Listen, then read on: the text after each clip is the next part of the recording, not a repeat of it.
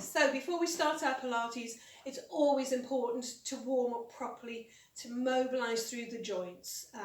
For our beginner level Pilates, we're just going to do a nice basic mobiliser. So we're going to start at the top of the body and work our way down to the feet. Okay?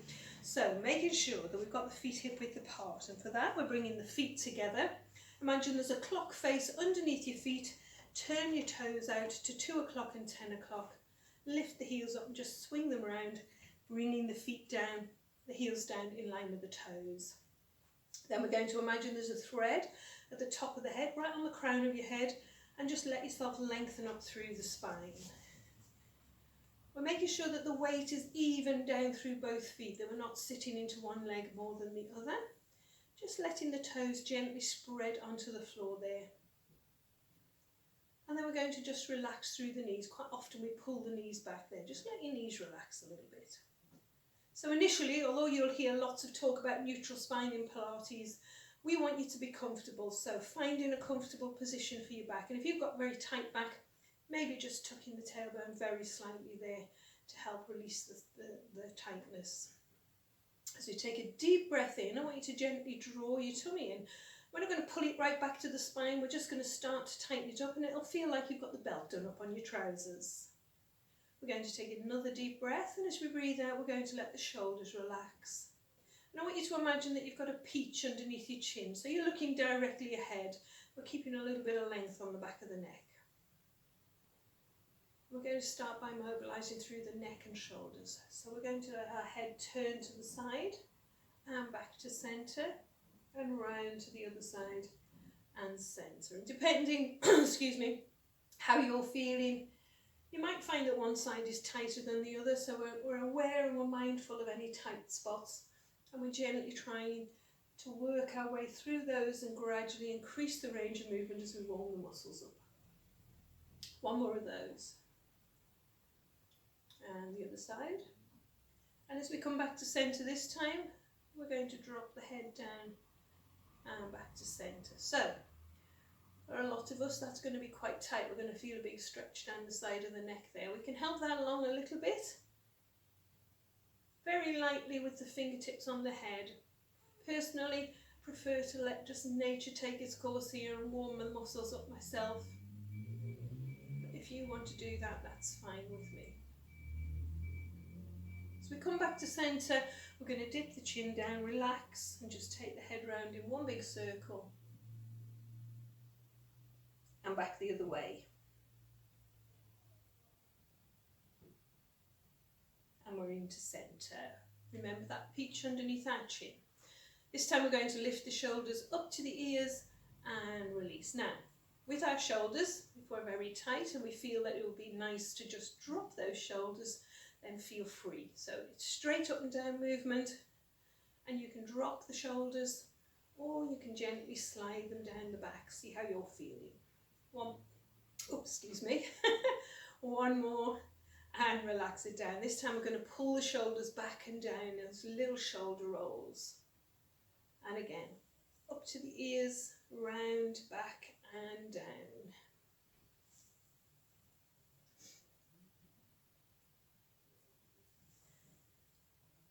And one more of those, really stretching across the front of the shoulders here.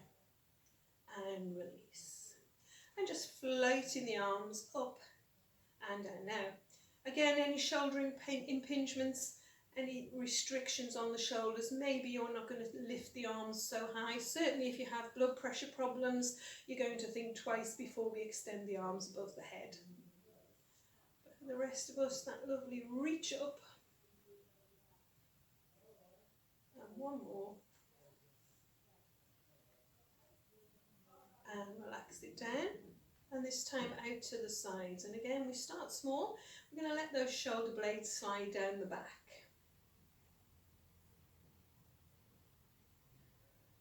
So with the shoulder blades, when we slide the shoulder blades down the back, we're thinking about a little soft V between the shoulder blades. And we can take those arms up higher, up and overhead. It's freezing cold in my studio this morning. I can feel goose pimples on my arms. One more, big stretch. And relax it down. Let's bring the hands into prayer position. We're resting the thumbs against the chest. And we're going to try and do little spine twists round to the side and into centre. So we're going to start small to begin with. And we're going to try and focus on a couple of things. So one is the chin and the fingertips staying in a line. We're not turning the head separately. And the other is trying to keep the hips facing forward so that we don't turn through the hips. Now, some of us are going to be very tight and that's going to be really difficult. So go with the flow a little bit on this one and gradually you'll find that you loosen up and you can manage a little bit better there. We do spine twists in a seated position as well sometimes and you can feel the difference. So this is actually working through the midsection back muscles and those hips. And because it's so cold in here and because it's quite early morning, I'm actually a little bit tight myself there. So let's just do one more each side. And we're back to centre. Relax the arms. Little side bends, and again I'm probably going to find this one quite difficult because it's so cold. We're going to push the fingertips down towards the knees. So this is lateral flexion. We're bending through the waist, so we're shortening the muscles this side, lengthening the muscles this side. And as we do this, we're thinking about tightening up through the centre of the body. And I always like to tell people to imagine that they're a duffel bag top. You know the duffel bag top with the drawstring? We're pulling that duffel bag tight so that we feel all the muscles tighten up. So that as we pull ourselves back up and we've got that tightening up, it draws us to that upright position.